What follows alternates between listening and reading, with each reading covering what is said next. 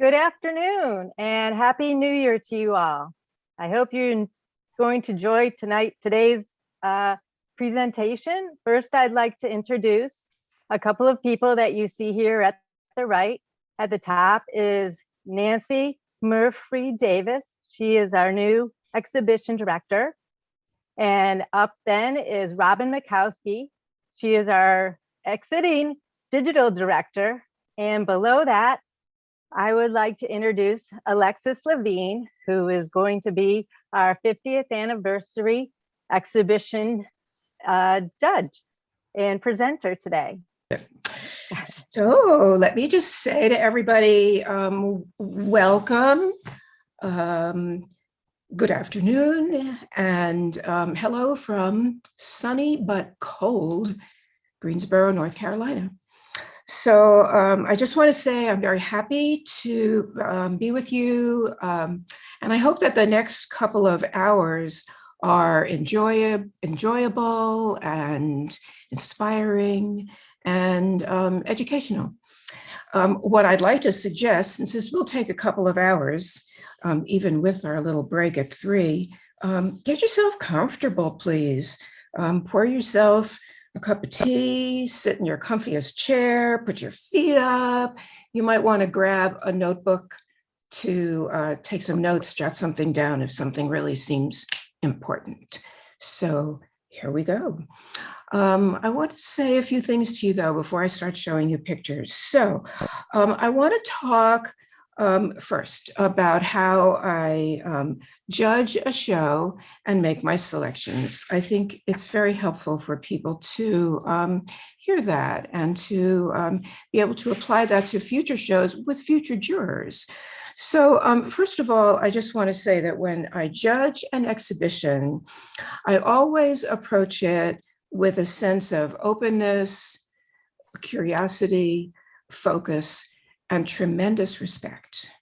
I know how important my decisions are to everyone who entered, and I always treat this process with the utmost of care.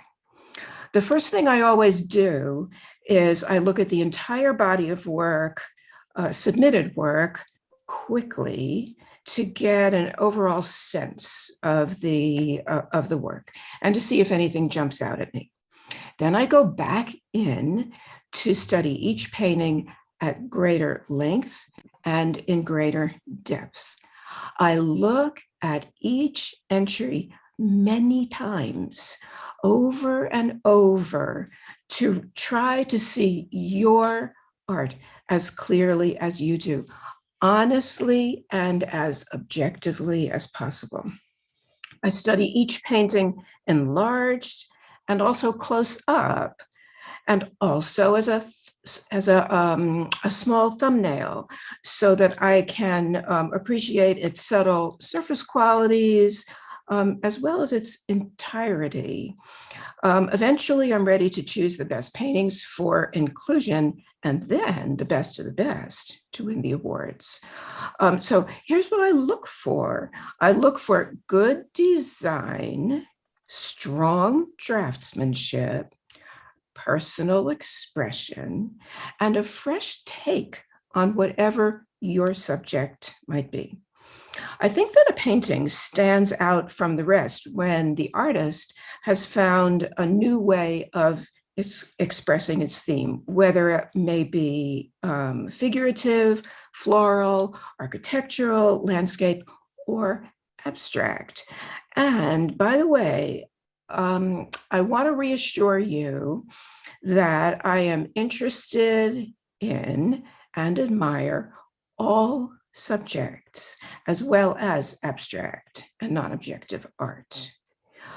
You might find it curious to know that I do not consider technical skill to be at the top of my list. That might seem strange to you.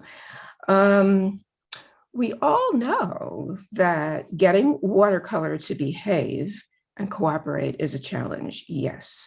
But I actually believe that those other attributes that I just mentioned are ultimately more important.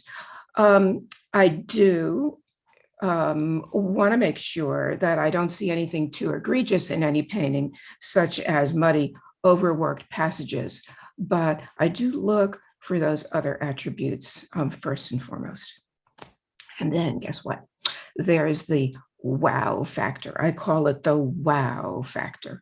When I look at a painting and the word wow escapes my lips, sometimes along with the thought, wow, I wish I had thought of doing that, or wow, I wish I could do that, then I know that the wow factor is seriously at work, and the wow factor surpasses all.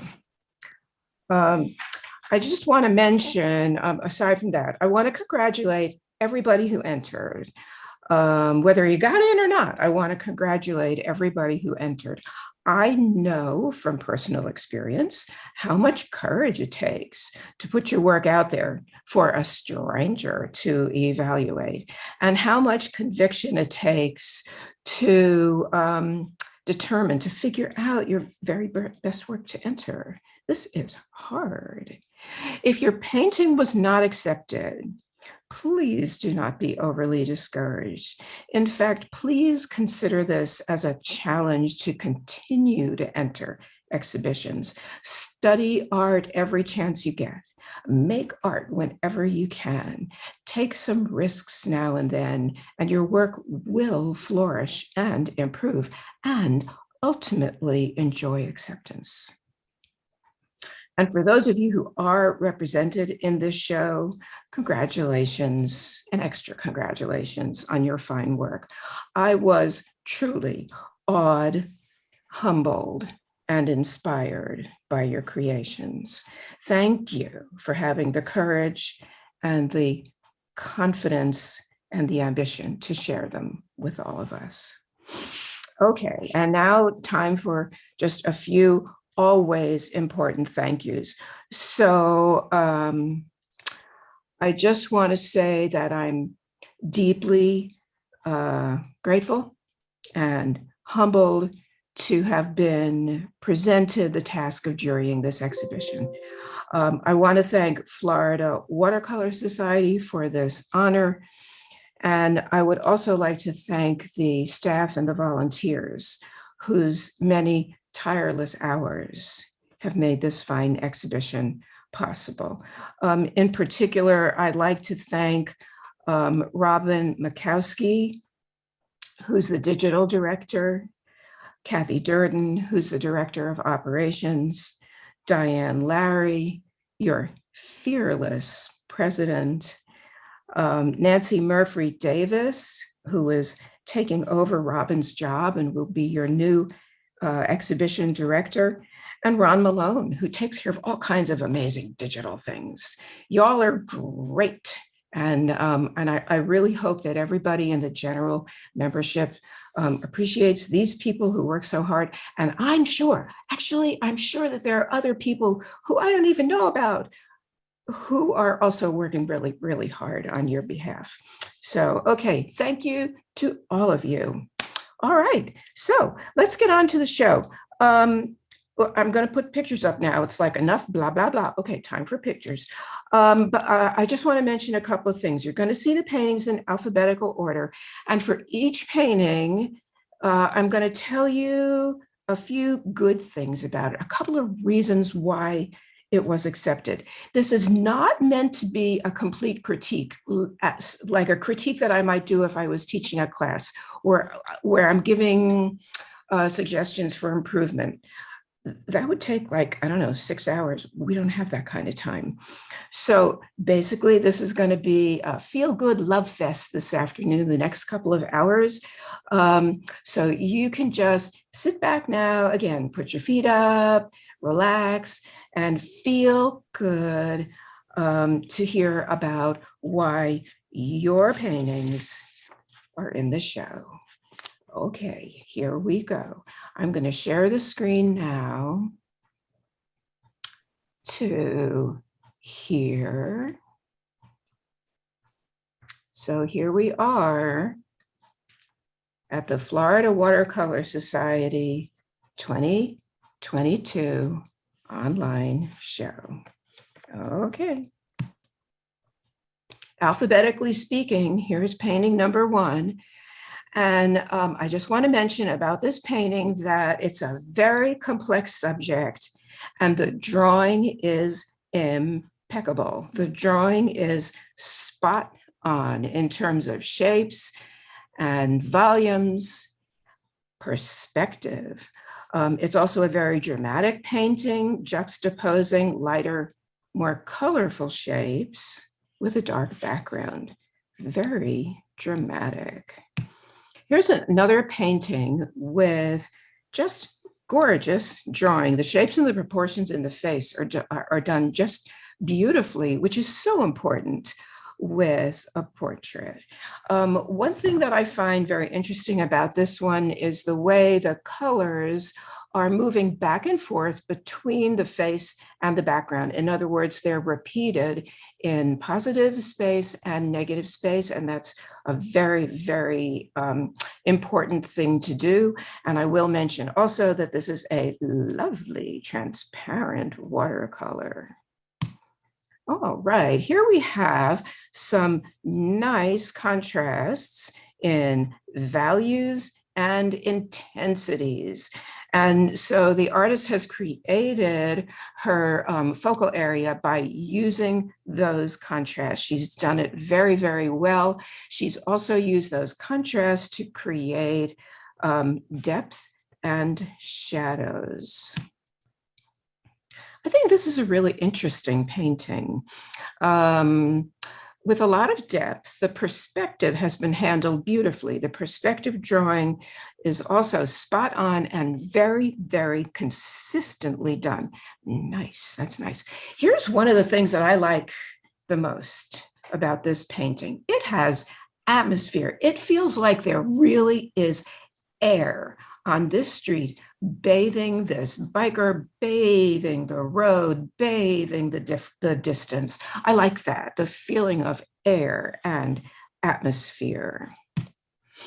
Here's another very nice landscape, obviously with a very different feeling. This one's very evocative, with a very strong feeling of warm temperature, time of day, looks like it's the middle of the day, strong feeling of place. I can kind of visually walk into this painting and really imagine that I'm in this place. I was looking at it one day and I was thinking, I can imagine walking down this little path to the beach, to the water, and hearing the grasses crunch under my feet. How nice that is to look at a painting and actually get a sense of that. And I think it's very interesting that the very next one is like the complete opposite season, opposite temperature, opposite time of year. So here we are in the middle of winter. And this artist used a limited palette very successfully to create that feeling of wintertime, coldness. This artist has also used more of a higher key arrangement of values, again, to create that feeling of the time of year and the fact that the air is just full of wintry moisture, which I guess most of you folks down there in Florida don't get to experience. Not too often. Okay, so here we go, something completely different. In this one, I love the strong contrast between warm and cold. Warm and cool. This painting has a lot of punch and a lot of drama. This artist has created some beautiful textures, and some of those textures are kind of mysterious, perhaps a little bit ambiguous, which make me want to look at it longer and longer and longer to enjoy it and savor it and even figure out a little bit more. I think this portrait is interesting. I like the viewpoint of looking up at this man, as opposed to straight ahead at this man. Aside from that, I want to mention that the skin tones are done very nicely. One thing that pleases me about the skin tones here is the use of cools. So if you look in here where I'm running my pointer around, you can see cool purples. Here are some cool blues over the eyebrows. These cools are lovely to express some coolness in the light that's falling on his skin. And in some cases, like in his eye sockets, the cools help to express shadow. Something else I like about this painting, and I will mention this, I know, multiple times this afternoon, are lost edges. Look at this shoulder, gone. It's not there. We know it's there, yes, but the edge has been lost. I think that's quite nicely done. Let's talk about warm and cool here. So this artist has created a big, warm shape, which is interlocking with some smaller pieces of cool negative space. Nicely designed. I will say that I'm particularly happy that this artist has cropped this positive shape out here on the left and cropped it out here on the top. So the positive shape is not floating in the middle of all that negative space, like the hole in a donut. Nice design. I think this is a really interesting painting. Honestly, I don't think I've ever seen a painting with this subject. This looks like it's in maybe a Home Depot or a store where they sell lighting. And honestly, I've never seen a subject like this, which immediately made me interested in the painting and immediately made me like it because it's something completely new. As with several of the other paintings that I've mentioned already, the perspective is drawn very, very nicely. It's consistent, it's dramatic, and it's working. And I gotta say, I love this orange stripe. Honestly, I don't care if it was there in the store. Honestly, I don't care if it was there in the reference photo, assuming the artist used a reference photo. I just like this orange stripe. It's dynamic, it's strong, and it gets me visually moving through the painting. Nice job. Here's a really interesting painting. There's a lot of mystery in this one. This painting makes me want to study it for a long time, actually, to kind of figure out the story behind it and to imagine more about what's going on, more about what this statue might have seen in its tenure. I really like it when a painting tells a story, but not the whole story. It forces me to do a little bit of work to figure out a little bit more of the story on my own. So I'm not just a passive onlooker. I become a little bit of a storyteller myself.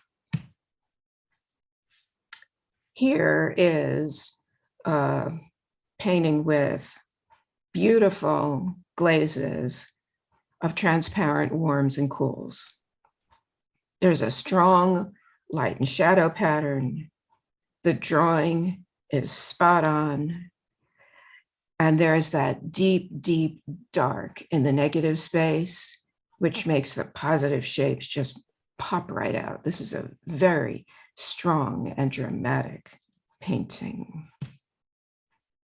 Here's one that I thought was particularly interesting. Aside from the little plant that's sticking out of the water itself, I think, is quite fascinating. The way the artist chose to do it. I love the many small shapes which describe literally the surface of the water and all the tiny little waves, every little bit of movement on the water, shadows on the water. It's a very complex painting, and it's beautifully done. Very, very interesting. And here's a very interesting portrait. Here's what I find is interesting. Well, first of all, it hints at personality and place, time of year. I think the mirrored sunglasses are a nice touch. They're blocking out his eyes. We can't see his eyes. So that introduces some mystery in the painting. But here's what I think is the most interesting, sorry, I keep using that word, the most interesting thing about this portrait is that it's all about this guy who's got on this big fluffy hat, like he's going out into some really, really cold weather. So the painting is all about cold weather gear, cold weather time of year. But what has this artist done? This artist has used warm colors almost exclusively, warm colors to express coldness. How fascinating and gutsy is that? Nicely, nicely done. And here's a very sweet little portrait. I like it. I like the gesture of the child. Here's what I think is very successful about this portrait. The artist has controlled her glazes and her edges within the child, within the positive shape. And then in the background, she just kind of let loose with a lot of water, splashing a lot of paint, letting drips and watermarks form. So this is really, really a nice contrast between control and not control. Well done. And I really love this one, this big, old, heavy tree. I think the artist has done a great job here describing, expressing, suggesting the heaviness, the volume, the form, the age of this tree. The artist has done a beautiful job doing that. It's nicely designed. The pieces of negative space are all different and arranged beautifully. And there is nice contrast in values and temperatures. And here's a very lively painting, also with some nice contrast. So we have basically a large, warm, complex, positive shape interlocking with various pieces of cool, negative space. Nice job using complementary colors. The thing that I like the best about this portrait is the strong light and shadow. So we've got strong light hitting part of the face, deep shadow under the hat brim and under the neck and onto the shadow. That's very nicely done, light and shadow. On this one, I just like the story. It's interesting, it's engaging. There's enough told, but not too much. And so it engages me to try to savor the story and maybe figure out some more. In addition to that, I like the looseness of the marks and the transparency of the glazes. And here's an interesting abstract painting. To me, it hints at something botanical. It hints, perhaps, at trees or flowers, not sure. That's not essential, really, but there's that little hint there. One thing the artist has done is she has created some nice repetition of colors between what appears to be like these areas right here appear to be perhaps positive shapes, and this is negative space. And so she has repeated those colors from positive to negative, which holds the whole painting together, creates a feeling of unity, which is important in any painting, but certainly in an abstract painting. And look at this one. I love this big hand. Look at that hand. It's like popping right out of the painting. It's popping right out of my computer screen right now. The artist has done a beautiful job drawing and painting that hand to make it come right out at us. Very dramatic, very dramatic. The artist has used contrast in values and contrast in temperatures very, very well also, again, to make that hand really pop, and secondarily, the face too. Here's a really exciting portrait. I love this portrait. I love the red in the background. Ordinarily, I might worry about putting such a strong red in the background, but it really works here. That red really, it frames the man beautifully and really makes the man pop. But here's something that I think is also really interesting about this portrait. Look at there are two chunks of hair over each ear and then his beard.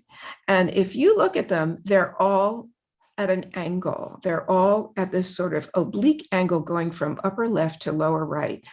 I think that is really, really interesting when you see that kind of obliqueness or angularity in a painting. It really makes things dynamic. And I think this painting is much more interesting with those oblique chunks of hair than if they were just sort of hanging straight down. Just try to imagine it for a minute with that hair hanging straight down. Wouldn't be nearly as exciting as it is. And here's another really interesting painting. There's a lot of mystery here, a lot of ambiguity. I had to look at this painting for a couple of minutes, I think, before I kind of started to see it's a big old fish. There's a lot of ambiguity, lost edges. There's not that much contrast in terms of color or value. And yet, the more you look, the more you see. And it really starts to look underwater. And yes, indeed, fishy. Very successfully done. I like this one too. This is a lovely storytelling painting. And you can look at this one for quite a while and just enjoy the story, the moment, the relationship, everything that's going on with mom and child. The artist has designed the shapes well. Mom and child are kind of connected to make one big shape, and they're surrounded by quiet negative spaces. One thing that the artist has done that I like, in addition to that, is she has repeated her colors. So if you look, for instance, at the little girl's shirt, this sort of purpley color, here it is again back here on the wall. If you look at her sneakers, kind of orangey, here they are on mom's top. So the colors are repeating, and that helps to hold the painting together and help to create that important sense of unity that I mentioned just a minute ago. Here's a painting that's just simply fun. The artist has contrasted warm against cool. So the crab is really, really warm. The shadow is really, really cool. You can just almost hear this little guy scuttling across the sand. I think this one's really interesting. Those of you who live in places where you can enjoy autumn may be familiar with something that looks like this. And the artist has done a great job showing, creating this feeling of looking up through a tree in the autumn with the light filtering down and just filling your eyes with brilliant, intense color. I do want to mention that one thing that really helps create that feeling is these very cleverly placed sky holes. There's a whole bunch of blue sky holes in this painting. Without them, the warm red and yellow and orange foliage wouldn't look anywhere near as luminous as it does. Those sky holes are well placed. They're all different shapes, they're different sizes, they're cool to offset the warm, but they're also not as intense as the warm. So they're doing their job extremely well. And here's a super fun painting. First of all, I just want to mention that it's drawn beautifully in terms of the shapes, the depth, the anatomy on this dog. We can look at this and we can just sense the excitement and the energy of this animal, almost sense that it's breathing or panting, if you will. And then in addition to that, I just want to mention that I love the color choices that this artist has made. I've never seen a dog this color. I don't think they really come in blue and green. And yet this artist has used those colors really successfully to make a very, very different painting of a dog. Different, and that's good. And okay, so now another animal, but closer up.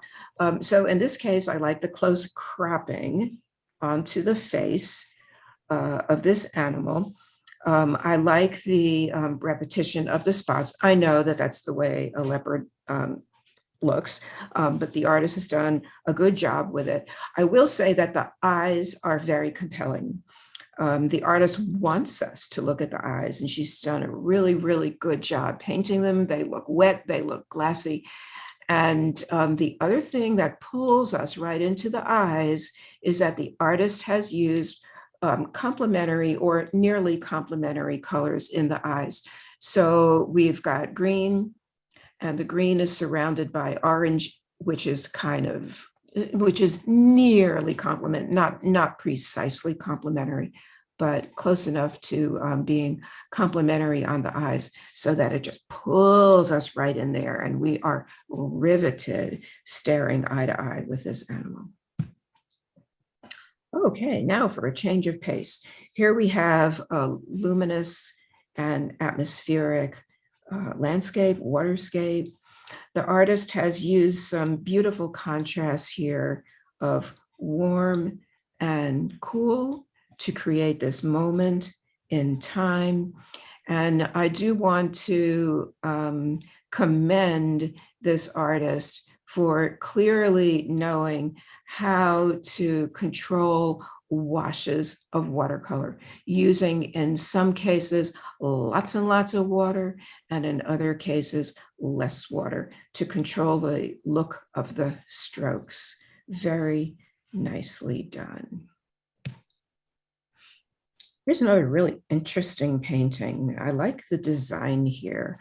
I like the asymmetrical placement of this figure. I think she's much more interesting off to the right than if she had been placed kind of smack in the center of the painting.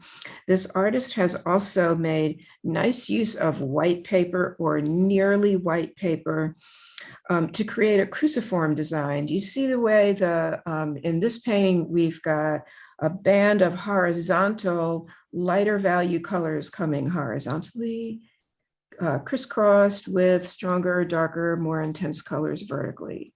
That's called a cruciform design. And the artist has used that design very well to create her painting. Here's a nice, quiet, easy on the eyes, lovely, transparent watercolor. The artist has created a time and a place, and it's very pleasant. One thing that the artist has done here, which I think is very important, is she's created a wide variety in her greens. It's hard to paint greens in landscapes. Sometimes they end up being way too repetitive. But in this case, the artist has used all kinds of greens of different temperatures, different intensities, and she's done that extremely well. Something else I want to mention is her use of soft or lost edges. And so in particular, if you let your eyes wander up to the top of the painting, upper left and upper right, look how soft the edges become, lost even. And that creates a very nice contrast with the harder edges down here where she wants us to spend more time looking. And talk about edges, here's a painting with really hard edges. So this painting has a very, very different look to it. Whereas the last one looked softer with a greater variety of edges, this one is sharp and hard and bang, it's right there. It is strong and it really snaps. In addition to this, I just want to mention that the artist in this particular case made nice use of complementary colors, contrasting her reds and her greens. Very nicely done. All right, here comes a super interesting portrait. So what I want to call to your attention first is this hand. We've got this hand with really long, skinny fingers, some of which are cropped right out of the bottom of the painting. I think that's quite intriguing. Then after that, I want to point out this little animal, and I don't know if it's a real animal or a stuffed animal or what, but this little red animal. And then, oh yes, by the way, number 3 thing is to point out the portrait.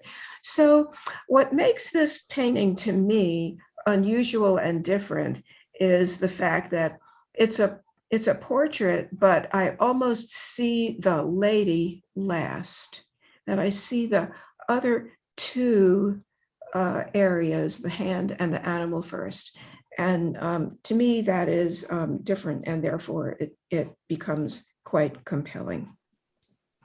The other thing that's interesting about this painting is I believe that the artist used some kind of a batik technique to make it. And so the painting overall has a different kind of look, a textural look for the whole painting.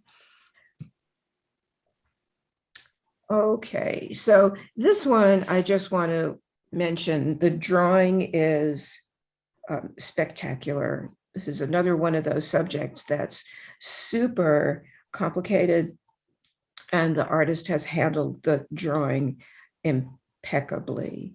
The artist has created a gorgeous pattern of sunlight and shadow. The artist has created a lot of depth. The light shapes, for the most part, are advancing towards us. The darker shapes, for the most part, pushing back into the distance. Very, very nicely done. On this painting, I like the foreground foliage, top and side, dark and cool. It kind of frames the whole scene, and it steers our focus out to the ocean and the sky beyond. And I think that's very nice to have the dark foreground and then push out into the light. Here's another nice portrait. This portrait tells an interesting story. The artist has included just enough background information, clothing. The guy's holding a rope in his hand. So there's more of a story here than if it were just his face. So we get a sense of this man and the place where he is and this particular day. Very nicely done. I'll also mention that it's a beautiful transparent watercolor with lots of lovely transparent glazes. Here's a very energetic still life, nicely designed still life. The textures and the patterns, the lines and the circles. in the background. I guess these lemons are sitting on a plate or a platter or a tablecloth, whatever it is. What they're sitting on is very, very energetic. But I will say that it's nicely designed to pull us right in to the focal area. So these roundish shapes that are in the pattern are circling the lemons, so they get us looking in the middle at the lemons. And the lines, like this oblique line, remember I talked about oblique before, the guy with the oblique beard? Okay, here's some oblique lines right here, and they're pulling us right in visually into the lemons. So this artist is directing our eye very nicely to go right where she wants us. Here's a nice quiet landscape. So in this landscape, we have a lot of depth. We've got sunshine, shadow, we've got reflections, flora, fauna, we've got everything. We've got a whole place, a whole day. It's a very complete story and expresses beautifully a moment in time.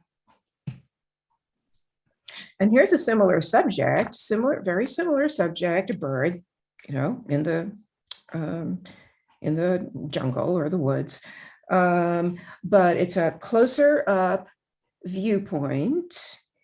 And what I want to share with you that I like about this one is the way the artist has contrasted the hard, defined edges in the bird and the tree with the background. Look how soft and out of focus the background is. Isn't that nice? Crisp here, defined here, soft and ambiguous back here. Nicely done.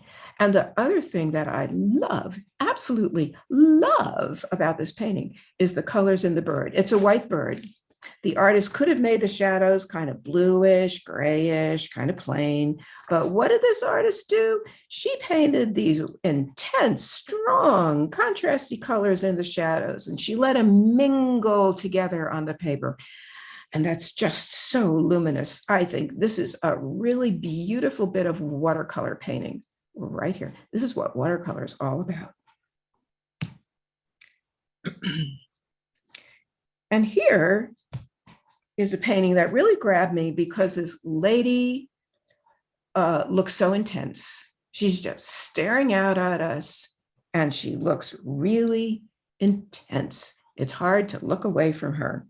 Something I like about this painting also is the artist's use of green. Green in the hands, green in the face, green in her hair, green in her clothes. But particularly on her skin tones, the green is a little bit surprising, maybe a little bit risky, and I like it. Something else the artist has done here that I think is very interesting is we've got two chunks of negative space behind her, upper left, upper right. One is white, looks like plain white paper, and one is dark. Really interesting. That's not necessarily something that I would have done, but boy, oh boy, I like the way this artist did it. It works. And here's a really interesting architectural piece.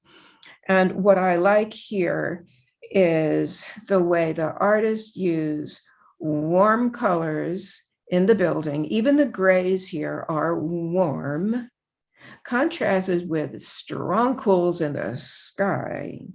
So the artist is contrasting warms and cools. And then we have these gorgeous darks. So the artist has created gorgeous dark shapes in the archways, in the shadows, and even combined some of those shapes with a suggestion of figures. I think down here, right here, for instance, down here at the bottom where I'm circling the pointer, what you can see is a suggestion of figures that are very dark, and they're just kind of melding right in, blending right in with the dark archways behind them. Really nicely done. And here we have a swamp, a cypress swamp. I've got a thing for cypress swamps. I think they are just the most amazing places. And to me, this painting expresses very well the mystery and sort of the strangeness and the otherworldly quality of a cypress swamp.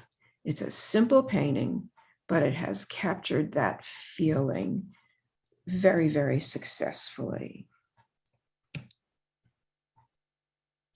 This landscape is beautifully drawn. I think the bird's eye view in this case is very successful. We really have the feeling that we're floating overhead as a bird would, looking down on the landscape. And the artist has drawn it beautifully, especially like this edge of the land where it hits the water, this sort of undulating edge. Very, very nicely done. But I got to tell you, what I love the most on this painting is the blue of the water. It is just delicious. The blue of that water and the variegated blue. It's not all the same blue. It looks deep, it looks cool, it looks clean. I just want to dive right in, visually and literally. And here is a portrait that is just plain old fun, good fun. It's a totally fun portrait. And you know what? A painting that is fun, I love looking at it. It looks like the artist had fun when she made it. And I think that those of us who look at it just have to smile because it evokes so much fun. This artist has made great use of her Yupo. I'm almost certain this is painted on Yupo.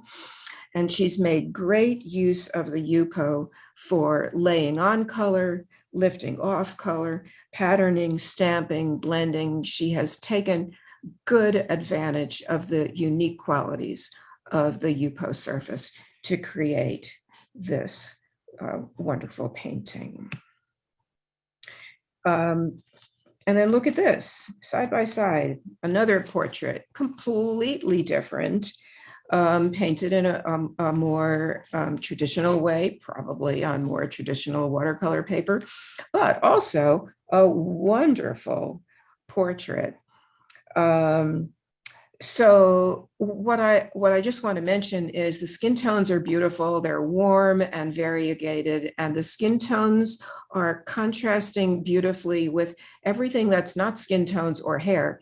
Cool. So we've got lovely contrast here between warm and cool. But then what I want to do, I'm going to try to enlarge if I can. Look at the glasses. There's a whole nother story. There's like a painting within the painting here. So you can see, if you look in the glasses, you can see precisely where this man is, what he's looking at, what's going on. There's way more to the story if you dive in just a little bit deeper. And I think that that is just fascinating. Okay, so let's take a look at this one. On this one, what I really like is this beautiful shape of the flower. The artist has done a really nice job drawing the flower shape, drawing this complex shape with all these secondary shapes that are kind of jutting in and out, interlocking with the negative space.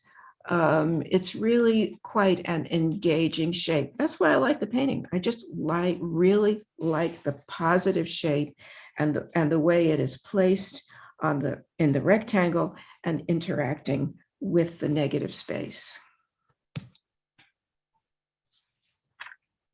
Here's a nice double portrait. It's a double portrait in that it's a portrait of the girl and it's a portrait of the cat. What I like about this one is the artist has created lovely smooth gradations, particularly in the girl's face. And those gradations describe her anatomy and her expression beautifully. Also, the softness of a young girl's skin. That's done really well. Contrasted, of course, with the texture in the cat. So the artist has created nice contrast in texture and also used gradations very successfully. This is a very different painting. I think it's different from all the other paintings in the show in that it combines line drawing, probably done with an ink pen. It combines line drawing and washes of overlaid color. The color that's been applied has, in places, like if you look on the wall, it's got some lovely texture and the color has some depth and complexity to it. So the painting ultimately is not just a drawing that happens to have some color added to it. I actually think it's a very successful combination of linear work and wash. And here is an interesting semi-abstract painting. I think it's semi-abstract. I'm seeing a forest or the forest floor with roots and trees.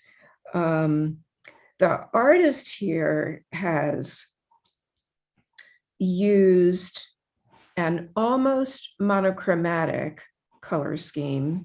We've got a sense here of a bit of warm and a bit of cool, but essentially it's monochromatic. And the artist has also used high contrast with dark darks and light lights. And the artist has used mostly hard edges, so the shapes read very sharply. And the end result is a semi-abstract and very evocative painting.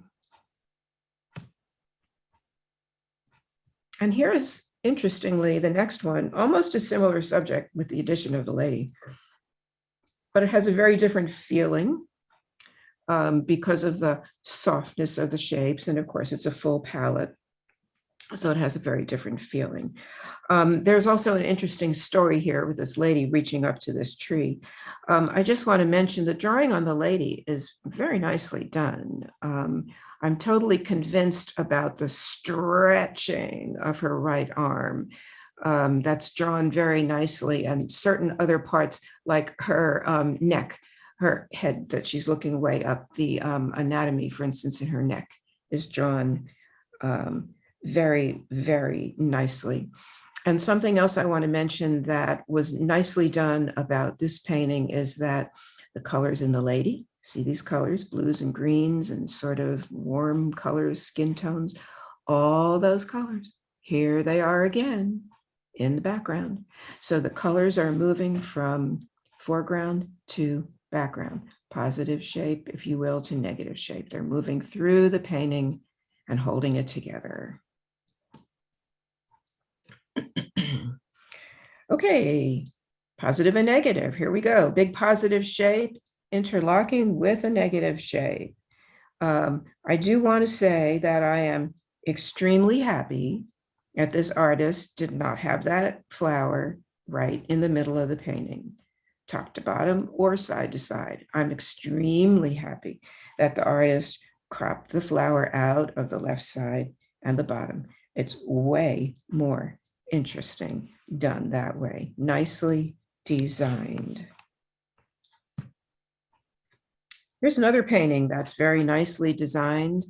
And I just want to say I'm happy to see that this bird is not smack in the middle. Boy, didn't I just say that a minute ago about another painting? I'm so happy that bird's not smack in the middle. I'm really happy to see that the bird is off to the right-hand side.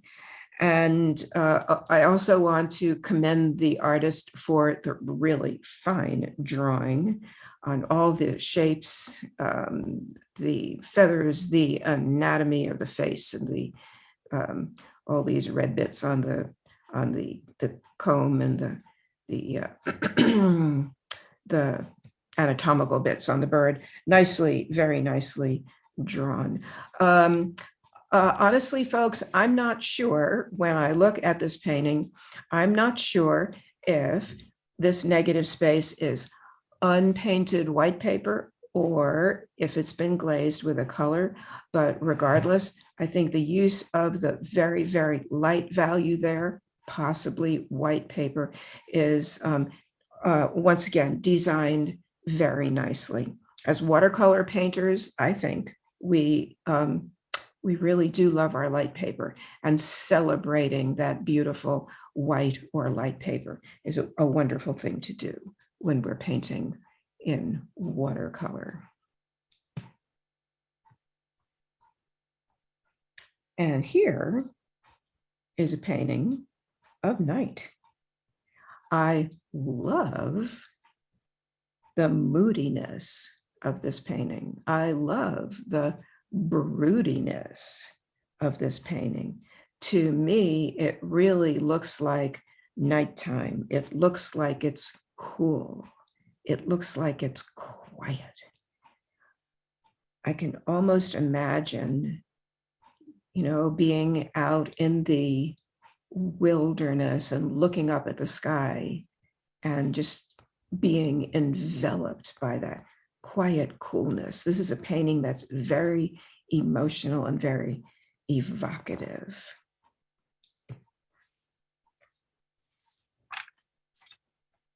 And this one, I think, shows a nice melding of drawing and glazing. So what we have here is a very energetic, loose and expressive drawing of the man.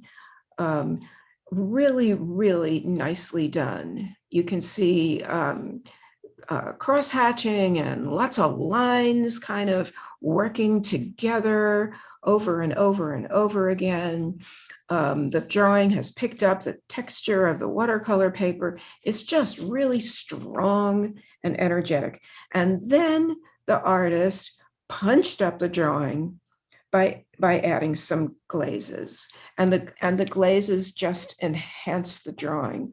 As with that other painting I mentioned, I don't know, 15 minutes ago with the greens and the skin tones, here's another one, everybody. I love the use of the greens in the skin tones, nicely done. And then what has this artist done? But she's contrasted the greens in the skin tones with the reds in the background. And it just comes together and works really, really well.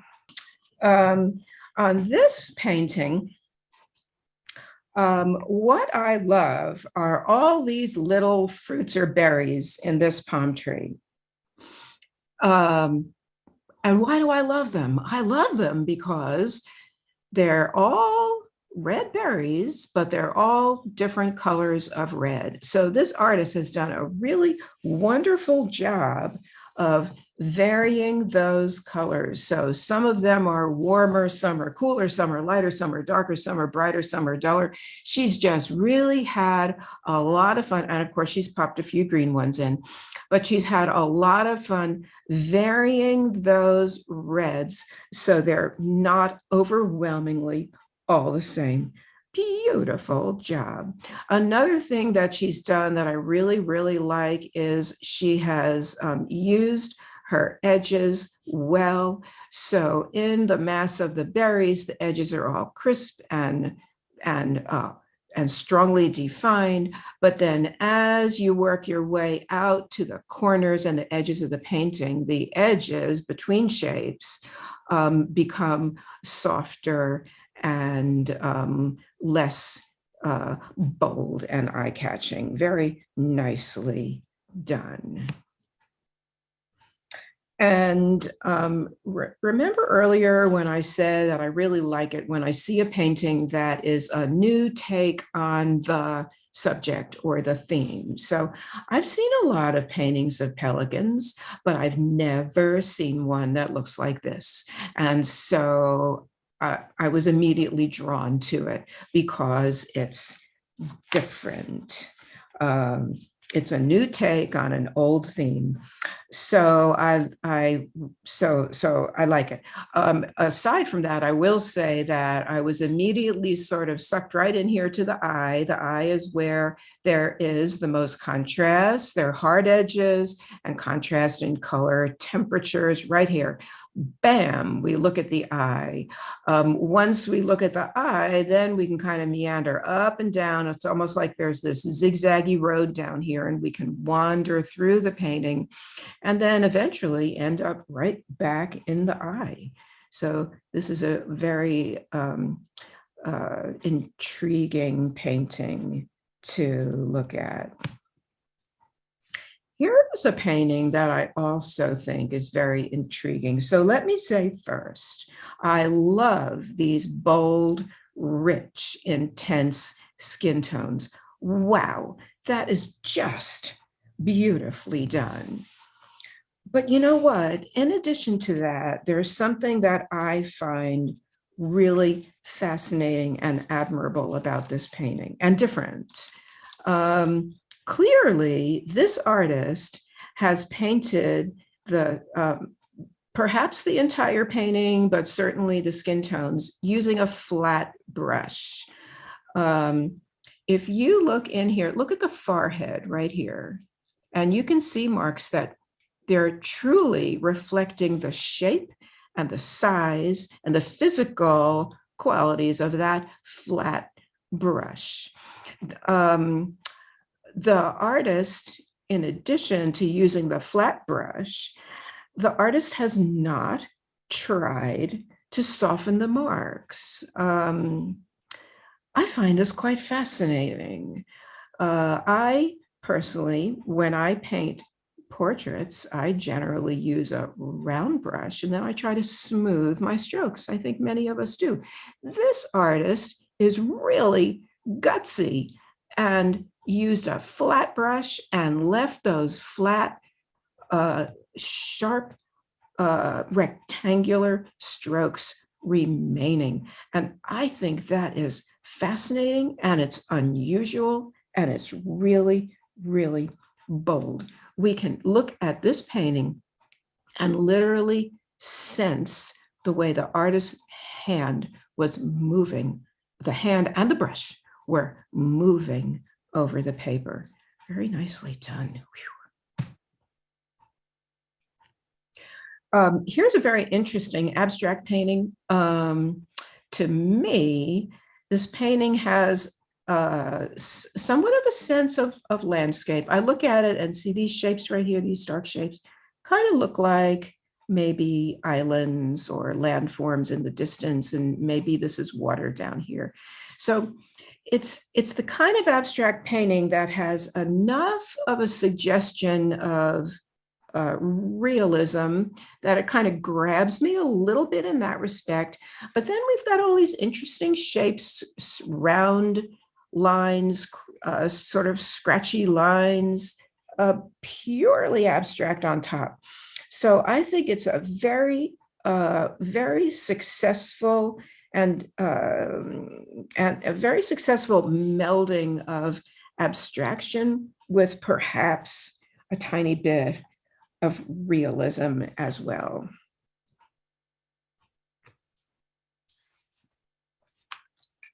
And this is a lively and charming portrait. This is just so nice to look at. The skin tones are beautiful. We've got lovely warms and cools in the skin tones.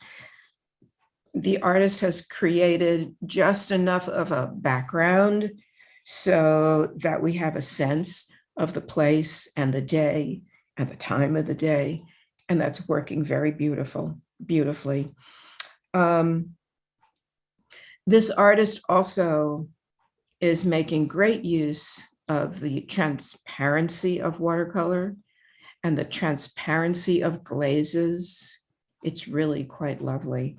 This artist also clearly is not afraid to use a lot of water. And so we really have a sense that he liberally puts water on his paper, mixes water with his pigments, just enough. He knows just how much to use. The end result is a beautiful, loose, fresh, transparent watercolor painting. And here's another one that has a very interesting story. So here's a storytelling painting. The drawing is impeccable. The shapes in the lady and the cow, the shapes in the architecture, the perspective, it's all drawn impeccably. And in addition to that, the artist knows just how to contrast warms and cools. So we've got yellows against purples, warms and cools, complementary color to create a strong pattern of sunlight and shadow. Beautifully done.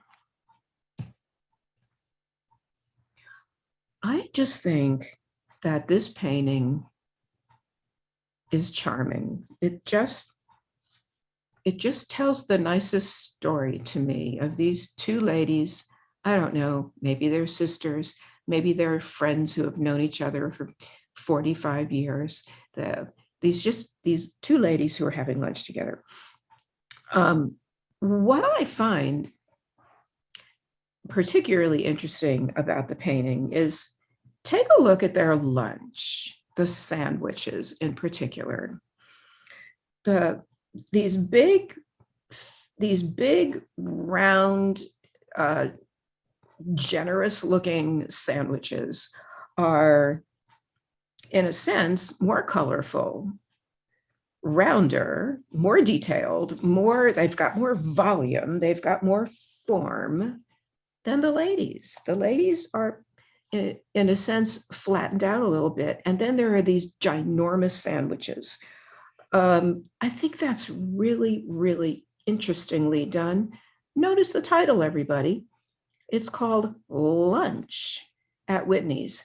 In other words, I think this painting is more about the lunch, or what these ladies are about to eat for lunch, than the ladies themselves.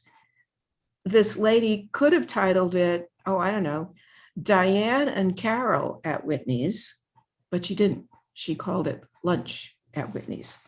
I think that's really very, very interesting. And here's one that I like. I just like the look on this face, the little boy's face. He looks a little nervous, a little anxious, not quite sure why. But there's, again, a story to be told here. And what I like the best about this painting is his feet. Even though I just told you I like the expression on his face, here's what I really like about the painting. These two feet.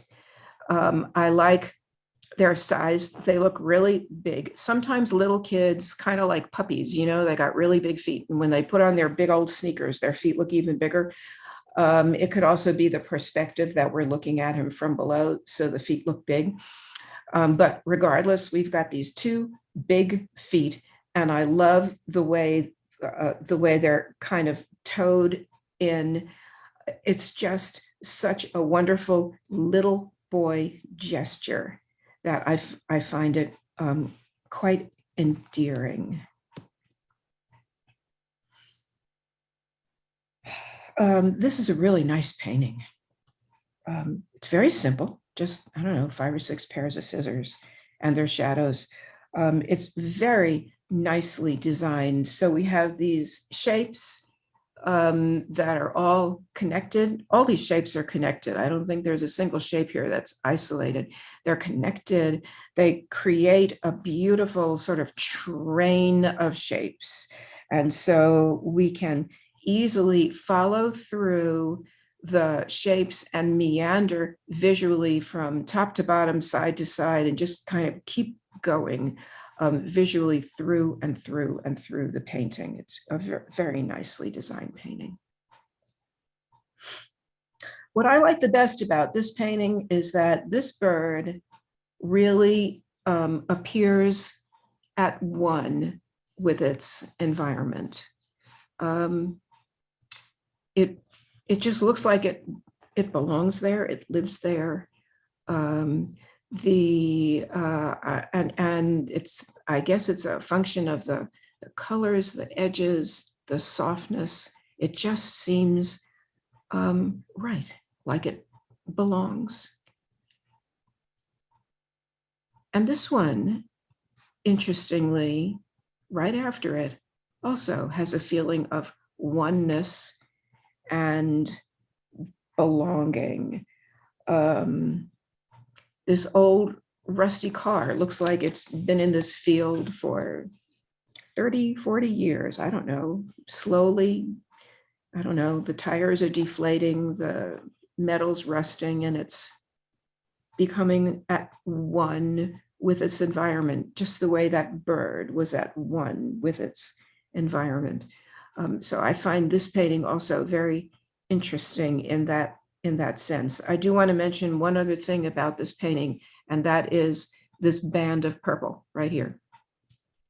That band of purple is beautifully placed, and it does help to set off this truck or car just a little bit. If you can try to picture this painting without that band of purple, we would not see the car as well. And I don't think the painting would be as interesting to look at. So that purple was a very well-placed piece of color in the painting. Here's a nice abstract. When I look at this one, it kind of makes me wonder, am I looking at flowers, feathers, sea creatures, butterfly wings? I'm not sure what this is meant to be. The title really doesn't tell us.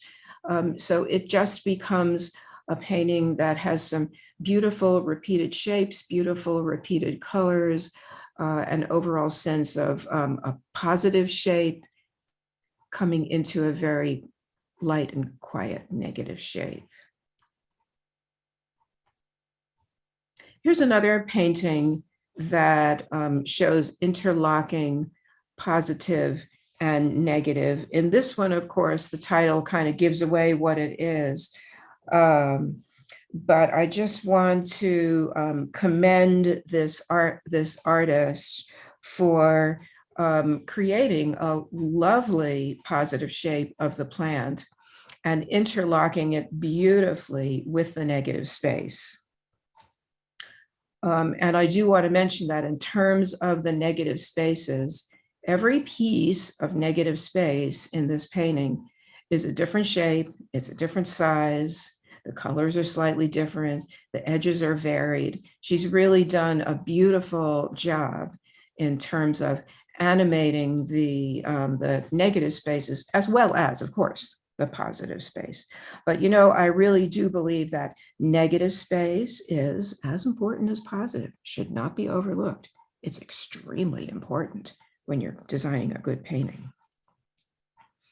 And so speaking of negative space, I just want to mention that in this one, the artist has cropped her positive shape, the bird, out, and I'm so glad she did. And what she's doing here is interlocking the positive shape with a beautiful piece of negative space. So she's got these two shapes, big positive, big negative, interlocking beautifully. Honestly, I think that this painting is way more interesting this way than if she had chosen to paint the entire bird. Aside from that, I just want to mention that it's a complex subject and she's drawn it beautifully and she's created some lovely textures. This one is another super fun painting. It's energetic and it's colorful. The title helps us to understand what we're looking at here. Um, Knowing what the title is, when I look at it, I can kind of imagine maybe seeing a fish right here, for instance, or a shark. Um, maybe I'm looking at seaweed down here. Do I care? No, I do not, because these are all just very energetic shapes, interesting colors. It's a very evocative painting that does evoke a feeling of underwater. Very nicely done. And here's another abstract. And what I want to say about this one is combining, there's a nice combination of big shapes, like for instance, this big blue shape in the lower right, big shapes and small shapes. So we've got all these small shapes in here. I'm pretty sure this artist has used Yupo for this painting, I think. And the artist has used the Yupo to great advantage to create interesting textures and lots of little interesting bits to entertain us, to keep us visually wandering through it. And in this painting, the artist has combined positive painting and negative painting to create beautiful shapes in the plants and in the statue. This is really a fascinating painting to look at. And as in several of the other paintings I've talked about, the artist has a nice variety of greens here. So they're not all the same color green.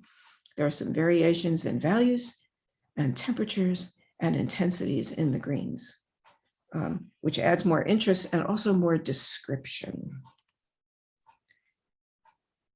And I think this is the last one in the main show.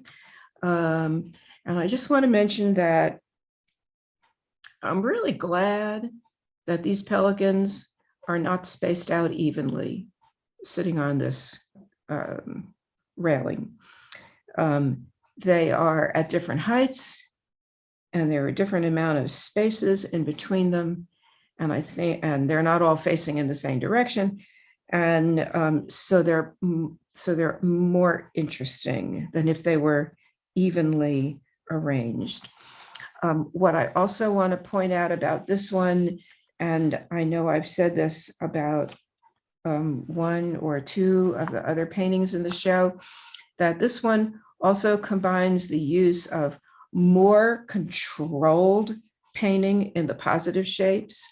So in the birds, the shapes and the textures are painted with harder edges and more detail and more control. And then in the background, the artist has just let the water fly. So if you look in the background, you can see that the artist has flooded on a lot of water and a lot of color, and she's flicked paint and she's let accidents happen.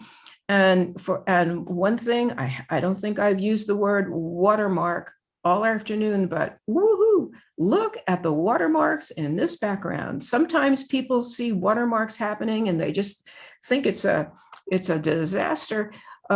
Watermarks can be gorgeous, and in this painting they are indeed gorgeous, and I'm so glad that the artist let them happen or even encourage them to happen.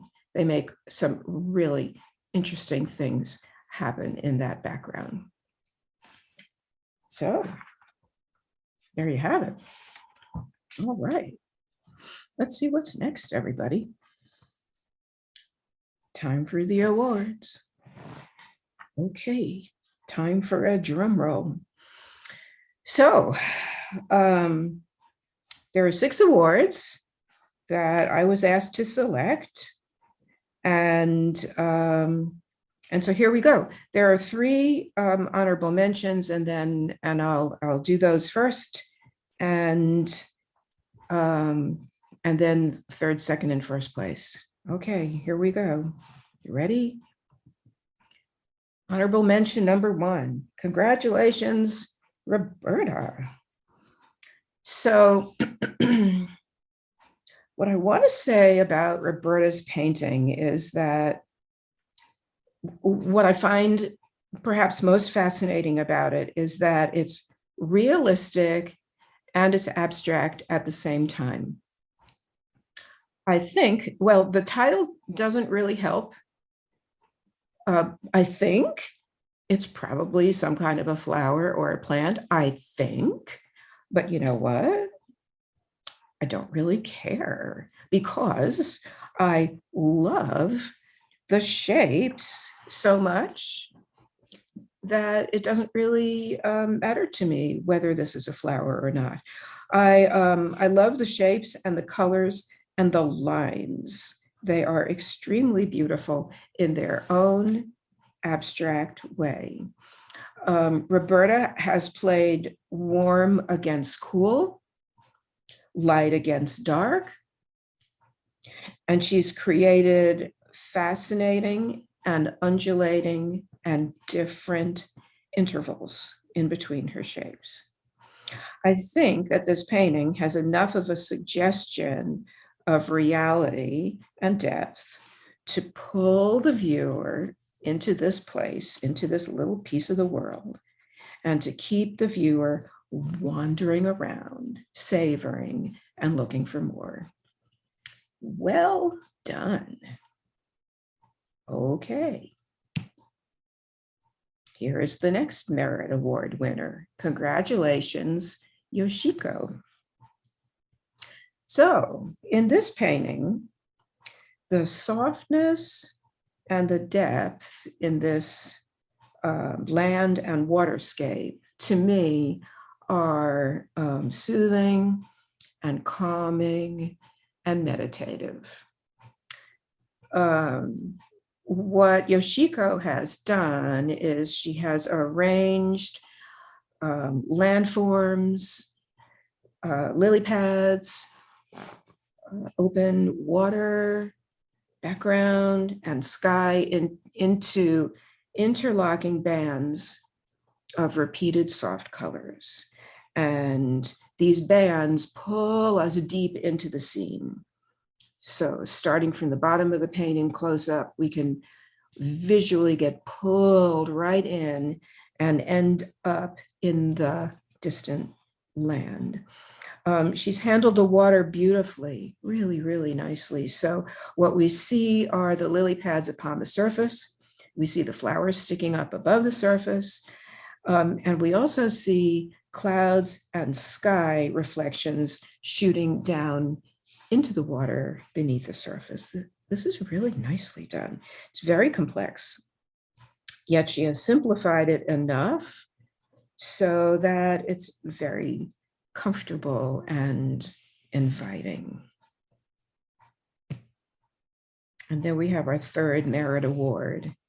Congratulations, Vicky. So first of all, obviously, this is a very timely painting. This is where we're at in 2022. We were all hoping we would not be here in 2022, and yet we still are. So this painting is timely. It tells a poignant story, and it's beautifully painted. I just want to mention first off that the drawing of the face and her one hand and the other shapes, like the grocery bag, all that drawing is just spot on. It's really nicely done.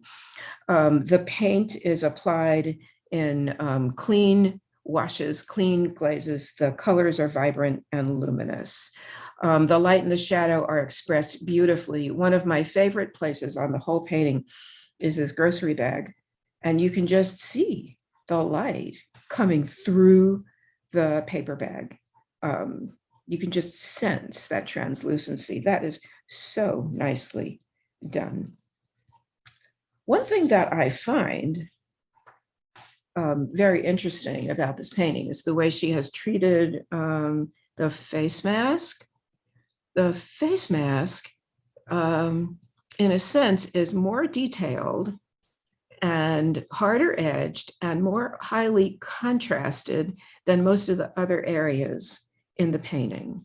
And what that means is that face mask really pops out. It's almost kind of jumping out of the painting. And I think that that makes the painting even more evocative, because that is really, that face mask is the symbol of these times that we're living in. If she had chosen to paint a simple, let's say a simple blue face mask, I don't think the painting would be nearly as gripping as the face mask that she did choose to paint. So I just want to say that was really quite well done. Very moving. Third place, congratulations, Kay. So I got a lot to say about this painting. This is a very unusual portrait. There have been a whole bunch of portraits in this show. I don't know how many, I should have counted them. Anyhow, this one is completely different from all the other portraits in the show. And to tell you the truth, I've never seen a portrait like this before. I will say that ordinarily I would balk at one thing that Kay has done, in that she's got colors that are kind of stuck in specific places and shapes on the painting. And normally I would balk at that, but she's got those colors moving across. So like the purple is here, but it moves across to the other side, and the blue is here, but it moves in different locations. And so I think she's getting away with segregating the colors that way. Here's something else that's super interesting about what she's done with her colors. And you know what it is? All the intense colors in the background and the color on this lady, who I think her name, I think the title of the painting is the name of the lady in the painting, Libet, brown, neutral. Brown, it's a grayish brown. So the background has all the intense color. The subject of the painting is, gray, neutral.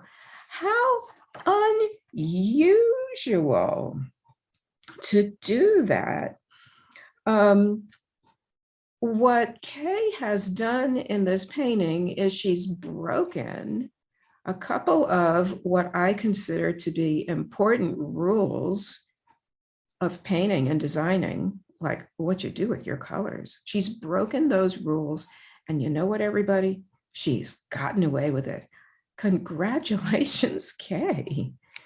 Aside from that, I just want to talk briefly about these crazy white lines that are going through the painting.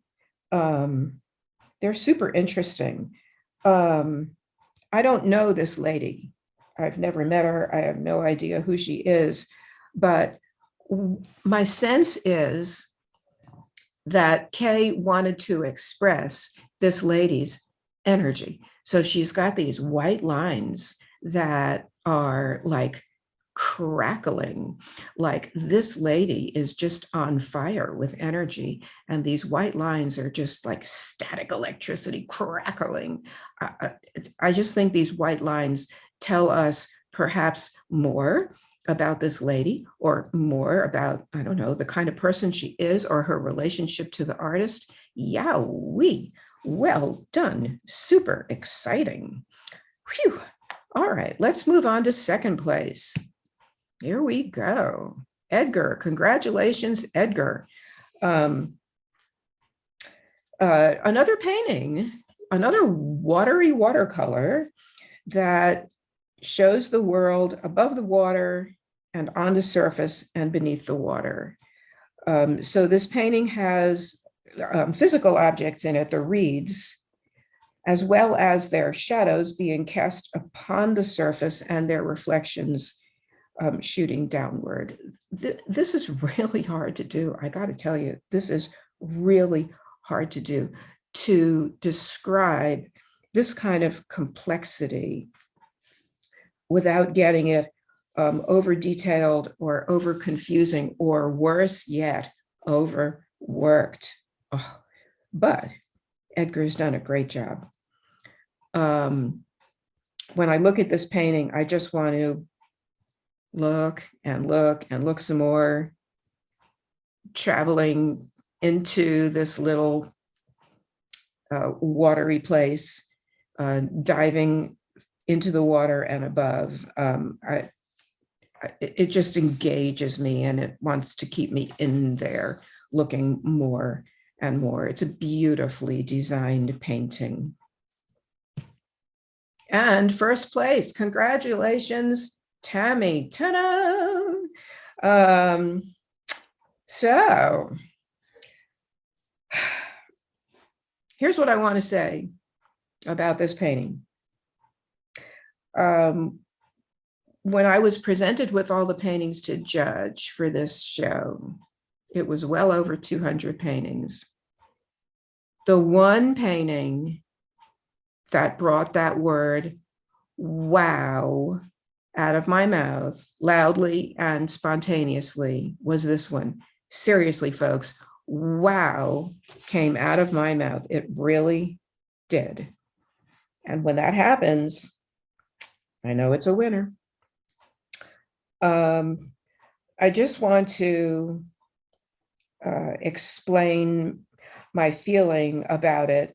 The strong, gorgeous, saturated colors, the fascinating and abstract patterning,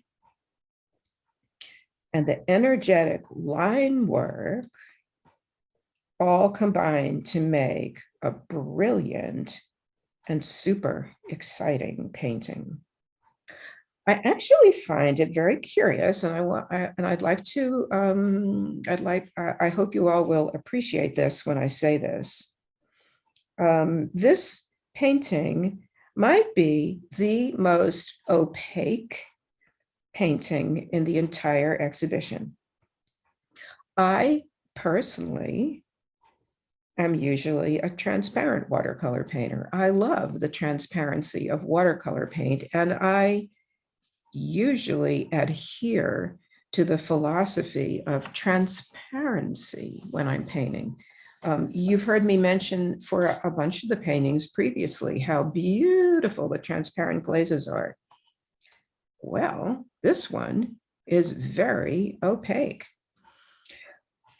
Did I let that stop me from giving it first place? Everything else in this painting combined to create a vibrant, unusual, and expressive painting. And that just had to be recognized. So 3 cheers for opacity in this case. Casting transparency aside, this painting just needed to receive top honors. And so there you go.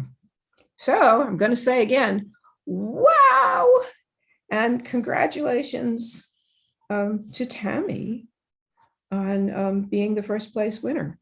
So, all right, there you have it, everybody. We're going to have Q&A in a minute, but I just want to say just a couple of things just to kind of wrap things up. So what I want to say is that I hope that hearing these comments, I hope it's been helpful and educational and inspiring. First of all, to see the paintings that were accepted and to hear my comments. I hope you will take advantage of the online show to look at the paintings again. I hope you'll take advantage of the recording to listen to the comments again and again, look at the paintings. There's lots and lots and lots to learn. And the more you look, the more you're going to learn. And so let me just finish by saying to you, please, please keep painting, keep entering shows, keep striving for paintings that are better designed, well painted, more expressive and personal, unusual and compelling, and of course, worthy of a wow. So, Alexis, what years were you in Splash? Do you know off the top of your head? I was in Splash 13. 13. Okay, Mhm. great. Someone asked how many paintings were entered in our online show, and you pretty much answered that. Robin might have that actual number. I do not know. I believe it was 226. Okay. 226. And Roberta asked, can you go over again the beginning points that you looked for when judging? Yeah. Let me grab my notes. You mean what I said in the very beginning? Yes, I believe so. Yeah, sure. I can go over that again. You don't want to hear the whole spiel again, do you? Here's okay. Basically, I look for good design, strong draftsmanship, personal expression, and a fresh take on whatever the subject might be. Okay. And then, you know, I did kind of give that caveat that technique is maybe at the bottom of that list. You know, I do consider technique, but it's not number one. Okay. And Camille asked whether the first place painting was watercolor or acrylic, but I don't know that off the top of my head. I know that it was vetted to be acceptable in aqueous media, but I don't remember exactly if it's okay. I don't know that. Yeah. I just know that, you know, I just know that it was presented to me as an acceptable entry, and whatever was allowed in the prospectus. Right. Yes. Robin does a great job vetting that. Well, Alexis, I enjoyed every minute of that. You did a great job, and I'm sure everybody else enjoyed it too. Thank you. The only other question I see is where can we view this again? And it will go up on our YouTube channel, and I will share that link in social media and send it out by email again. So if anybody wants to see it a second time or over and over. Okay. All right. Well, thank you so much. You've been a wonderful juror, and you've just been great to work with. Thank you. It's been a pleasure, and I will say that I was thinking earlier today that I've been sort of hanging around with the Florida Watercolor Society for about 10 months now, starting in I believe March of 21 when I did an online demo, and then I had my workshop this summer, and then another presentation during your convention, which was amazing. Your convention was like the most amazing thing I've ever seen. And then jurying this show, and it's been a complete wonderful pleasure to be working for and with the Florida Watercolor Society for the last year. It's really been quite wonderful. So I'll miss y'all. Well, come see us anytime. Okay, I'd love to do that. Okay, I guess that's it, huh? I guess so. All right. Thank you very much, Alexis. It was really great, and you got a lot of great comments. And a couple of your awardees said you did a great job, and just thank you very much. It's been a joy working with you. The feeling is mutual. And also, Alexis, this is Diane. I'd like to say thank you for agreeing to be our juror for this. When I asked you, what, 3 years ago? How long ago was it? Yeah. Yeah. Well, it was a great honor and a pleasure to do it. Thank you, Diane.